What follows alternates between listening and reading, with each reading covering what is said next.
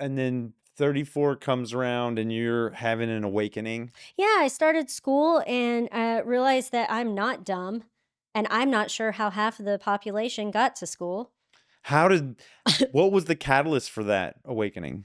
Uh, Going to in-person classes and then like being around other walks of life that were completely different than my Austin bubble. Feel for you.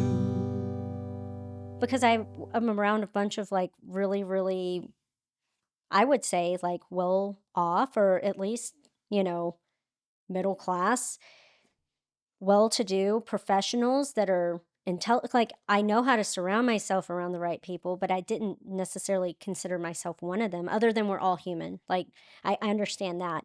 But these were like all different walks of life. Like there's, teen pregnancy chick and then like a 6-year-old person that just wants to like further their education and then like there's like all these different people because it was Austin Community College. ACC. Yeah, and I was just like, wow.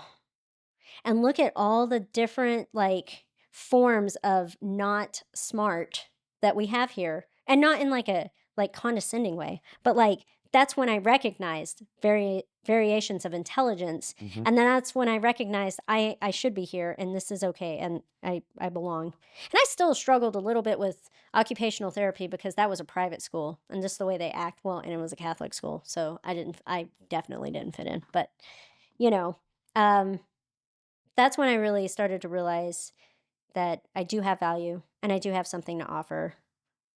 And it wasn't because I was getting an education because I already was already getting a lot of education. It was because I realized it doesn't matter what education you're getting as long as you continue to keep learning and growing, that's really important. It doesn't matter what university you go to, just keep learning, you know? Yeah. I mean, yeah, there's something to be said about going to UT, whatever, but like there's also something to be said about continuing to keep learning. Lifelong learning. Yeah. I got a real is it Dorothy and the Three Bears? Is it Dorothy and the Three Bears? No, Goldilocks. Goldilocks. Yeah, I was like, "Who's Yeah, Dorothy?" Dorothy's the one that goes Wizard of Oz. Yeah, Toto. Toto. I got a real Goldilocks vibe because when you were young, you surround yourself with kind of, eh, you know, you said thugs, Yeah, criminals, yeah. folks that lived in an underworld where they were breaking the law in order to survive. And then you Went to swung, prison. went to prison. Yeah, So, like, which isn't who you are. You weren't participating, but no. these were the people that you needed to survive because they Yeah, were the ones that the universe provided for you. yeah, And, we need community, we need society, we need to yeah, socialize. That's really important. yeah, We're social beings. yes. And then you kind of have this opposite side. This is the hot and the cold. The other side was like folks that were, you know, intellectuals or well-to-do or people that had, all their stuff together with Yeah, their degrees and with their jobs and kind of like, these academic, yeah, I don't know, accolades or badges, whatever we're calling them. And those folks were kind of, we've swung the pendulum to the other place. They weren't breaking the law at all, but no. still, they're very different. Yeah, and they could not relate to anything, so I just never talked about anything Right. because it's like they'll never understand, and I don't need them to understand to have me exist, Yeah. so it's fine. So you had this hot and cold, and it wasn't until you found ACC and this Yeah. like just right of, oh, there's a lot of different types of people in the world, Yeah. not just thugs and, Yeah. and intellectuals. Yeah. And I can fit in the middle. I can bridge these worlds. Yeah. Well, and I mean, like I said, I went to a small town, USA. There was golf course people and then like Ranchers. ranchers, and all of those people did the traditional like you go to college, Yeah. you get married, you have kids. So like I wasn't doing all those steps in the right order. And I was looked down upon a lot too. So like the thugs actually were more relatable because they never even judged me on that. They were Yeah. too busy in their own shit. They were so self-absorbed and in their own thing that like I was like, man, it's like, why am I trying to hang out with these people? 'Cause you weren't because following the middle I class wasn't path. doing the normal Yeah, things. But like, school, what is college, get normal? married, get Yeah. pregnant, have kids, get a fancy job. Yeah. That's like, and if you don't find yourself in one of those paths, where are you? Yeah. You're some kind of, you know, Floater. shapeshifter. Yeah. Floater. Yeah. Well, and then so in my one of my psychology classes, I was learning about adult development. And there is this, I'm assuming, scientist, maybe quite possibly doctor. His name is Daniel. Oh, Daniel Livingston, Daniel L. Doesn't matter. Daniel L. He came up with the theory of seasons of life, and it's Mm. basically until like about 22, your life is compartmentalized in like these like 5 to 7 year lumps. And then you have these transition lumps in between. And I was just like, although it was talking about a traditional normal trajectory, like you go to college, you get married, you do this shit, you get a house, all those things. I could see the relation in it and how it correlated with me because it was like every like 5 years there would be some sort of switch, mostly positive, but there would be a transition in between that maybe felt a little unstable and hectic, but it always ended up being a little bit better. And right now, like I know I'm going through like another transition. It will never feel like the worst transition, but like it's a transition and growing pains never feel good, but like Mhm. I know that there's this like new amazing thing or better thing on the other side, and I'm like more excited about it now that I can recognize it instead of just seeing like what's going on and like the now, you know? Yeah. But like seeing it kind of broken up like that, I'm like, "Oh, all right. I'm actually right on target." It's just that the transitions to what are different. Because I got that house before I even got married or had kids or anything, you know? Yeah. So I think that that's kind of cool that I got to learn that and see that perspective. They taught a bunch of different theories.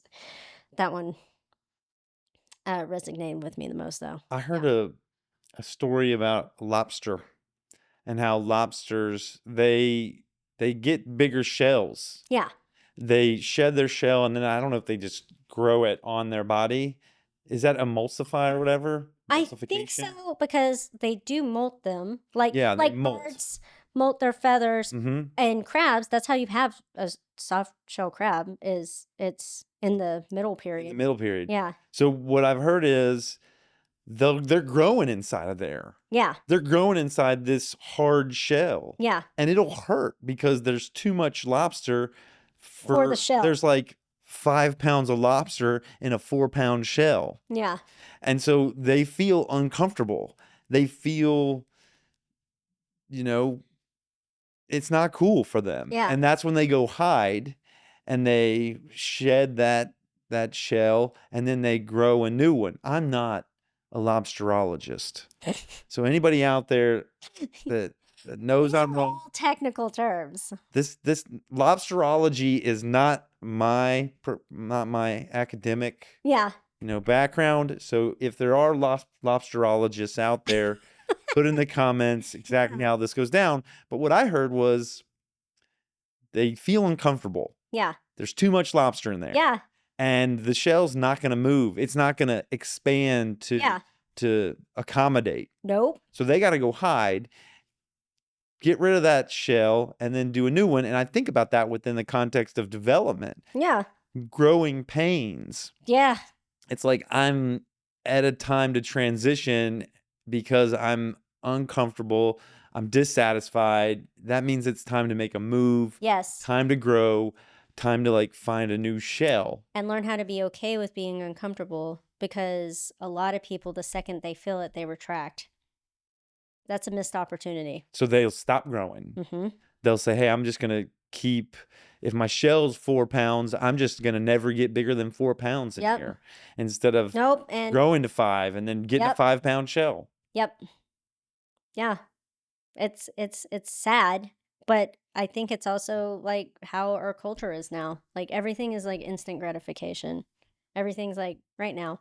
Like think of Ozempic. Like, ugh, terrible. So terrible, and it's starting to be exposed of how much terrible, but it's just a quick answer for the people that aren't willing to feel a little discomfort. There's always been quick There's always answers. a There's quick always been fix. quick fixes. But the quick fixes come with a lot more cons, and the biggest thing is that you never addressed your actual issue. Yeah. Yeah. And it's the same with lifting. If you don't learn how to lift right, you're never addressing your actual issue. So you're always going to have that knee pain, or you're always going to have that back pain, or you're always going to feel a little like uh, wonky in your elbow when you start doing pull ups, probably because you're doing too many right off the bat. We're talking about shortcuts. Yeah. We're talking about trying to not do it the right way, get the results Yeah. without, it matters how you get there. Yeah. It does. It'll show in your body, Yeah. it'll show in your mental health, all of that stuff Everything. if you cut corners. Yeah. That's where discipline comes in. Yeah. And it shows like that's a personality trait right there. If you're cutting corners, there's Yeah. typical personality that does that, like, and it's unfortunate because like if you never can overcome that, then you're never gonna fully ever get to be your best potential self. And Yeah. like who doesn't want to be like the best version of yourself? The best version of Yeah. yourself.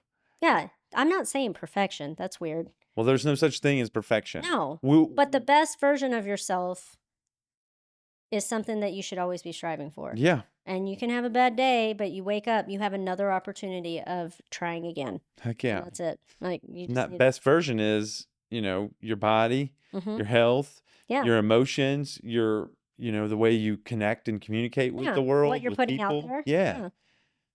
Yeah. I agree with that. How do So we iterate towards that best version? I think that's a real big part of what this is. yeah.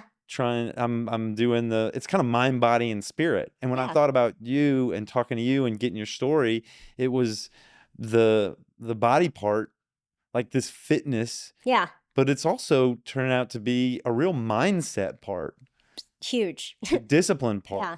Yeah.